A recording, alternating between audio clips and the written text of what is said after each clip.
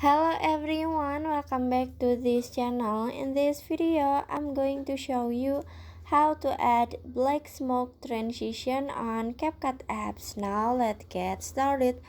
First, after you open your CapCut apps and add the video that you want to edit, if you wanna add a black smoke transition, so you just click on a block white icon, this one, click on it.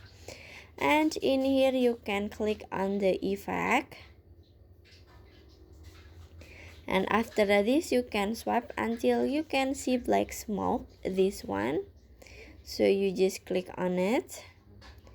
And in here you can set the duration for the transition, this one, so you just swipe left or right like this. And after this, if you wanna add the effect to all videos, so you just click on apply to all, and after this you can click check icon in here and finish. So that how to add black smoke transition on CapCut apps. I hope you found this video to be helpful. If you enjoy with the content, please consider like, comment, and subscribe down below. Bye bye.